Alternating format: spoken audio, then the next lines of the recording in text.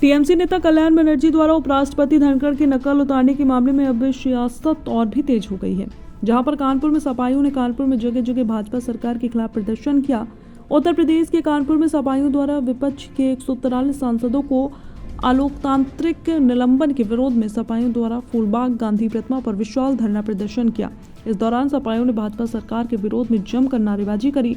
Media से बातचीत के दौरान सपा विधायक हसन रूमी ने कहा कि समाजवादी पार्टी के राष्ट्रीय अध्यक्ष अखिलेश यादव के निर्देशानुसार समाजवादी पार्टी कानपुर महानगर इंडिया गठबंधन विपक्ष के 143 सांसदों का अलोकतांत्रिक तरीके से निलंबन किए जाने के विरोध में पूरे भारत के अवध अलग जिलों में सभी समाजवादी पार्टी के लोग धरना देकर लोकतंत्र एवं संविधान बचाकर तथा भाजपा सरकार को हटाने के लिए मांग कर रहे हैं। आज देश में जिस तरह से विपक्ष के सांसदों के साथ अलोकतांत्रिक व्यवहार किया गया है, उससे लगता है कि भाजपा लोकतंत्र को कमजोर करने में लगी हुई है, जिससे जनमानस इस अलोकतांत्रिक व्यवहार की कटु निंदा करती है। समाजवादी पार्टी कानपुर महानगर बढ़ती महंगाई, बेरोजगारी तथा दूषित जल, बढ़ता प्रदूषण तथा हृदय रोग, कैंसर, बुखार के बढ़ते रोगी, अस्पतालों में दवा के अभाव के कारण गरीबों की जेब में भारी बोझ पड़ रहा है। लेकिन सरकार जन समस्याओं से ध्यान हटाने के लिए अलोकतांत्रिक नीतियों का सहारा लेकर सांसदों के साथ जो व्यवहार कर रही है, उसे सपा कानपुर महानगर भाजपा सरकार को हटाने की मांग करती है। संवाददाता पंकज अवस्थी की खास रिपोर्ट। सम्राट विकास हूँ, पूर्व प्रत्याशी गोविंद नगर विधानसभा। हमारी समाजवादी पार्टी राष्ट्रीय नेतृत्व द्वारा आह्वान किया गया था। आज पूरे प्रदेश के हर जनपदों में जो देश में लोकसभा के और राज्यसभा के 142 विपक्ष के सांसदों को निलंबित किया गया है, उसके विरोध दर्ज कराने के लिए राज्यपाल संबंधित ज्ञापन हर जिला मुख्यालयों को दिया गया है। और मैं आप लोगों को चैनल के माध्यम से यही कह सकता हूँ कि भारतीय जनता पार्टी की हुकूमत देश और प्रदेश में भी है और ये पूरी तरीके से तानाशाही पर उतर आई है। और कहते हैं कि खुदा इनको ऐसी खुदाई न दे कि इनको अपने सिवा कुछ दिखाई न दे, और इनका धीरे धीरे पाप का घड़ा भरता जा रहा है। और सबसे बड़ी बात है, जिसको इसकी जवाबदेही देनी थी गृह मंत्री, देश के गृह मंत्री को आप जैसे मीडिया पत्रकार साथियों का मुकाबला करना चाहिए, उनके सवालों का जवाब देना चाहिए। और ये घर में छुपे बैठे हैं। आज देश के प्रधानमंत्री भी कभी भी किसी प्रेस कॉन्फ्रेंस में मीडिया का सवालों का उनको सीधा जवाब न देना पड़े, इसलिए किसी भी प्रेस कॉन्फ्रेंस में मीडिया के सामने सीधे आकर संवाद नहीं करते। उसी तरीके देश के गृह मंत्री भी यही काम करने का काम कर रहे हैं। और सबसे बड़ी बात यह है कि जिस भारतीय जनता पार्टी के सांसद के द्वारा बनाए गए पास को लेकर वहां पर जो 2 अराजक तत्व धुएं का बम लेकर संसद भवन के अंदर प्रवेश किए थे, आज भी ये दुर्भाग्य की बात है वो भारतीय जनता पार्टी का सांसद बहाल है और बाकी के विपक्ष के सांसदों को निलंबित कर दिया गया। ये बहुत शर्मनाक है देश की सियासत के लिए। कहीं ना कहीं 2024 में होने वाला चुनाव भी इसके लिए जिम्मेदार बने।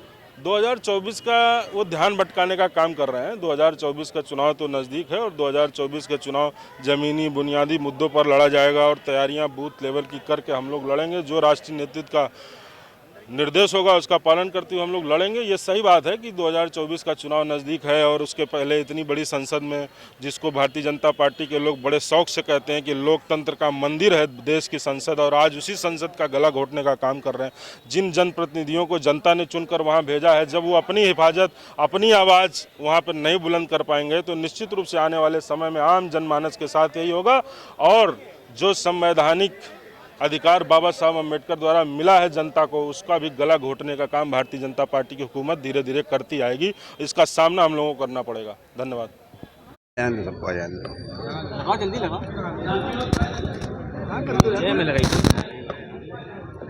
आज किस चीज को लेकर? देखिए, जिस तरीके से 146 सांसदों को सस्पेंड किया गया लोकसभा के अंदर, सांसद विपक्ष के पूछना चाहते थे कि सुरक्षा में चूक किन कारणों में हुई।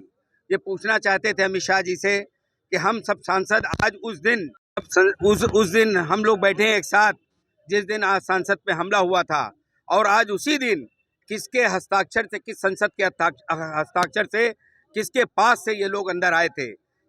ये हम पूछना चाहते थे कि एक सांसद को, भारतीय जनता पार्टी के एक सांसद ने, हम उसका नाम नहीं लेंगे, चाहे वो विधुड़ी हो या कोई हो, जिसने एक जाति विशेष को अपमान किया, अपमानजनक शब्दों के माध्यम से पूरे भारत में रहने वाले सभी संप्रदाय के लोगों के सामने एक इतनी घृणात्मक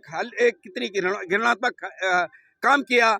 उस सवाल को हम पूछना चाहते थे कि नारायण राणे ने संसद के अंदर जो गाली बकी, हमको क्या ये पूछने का अधिकार खत्म हो गया है?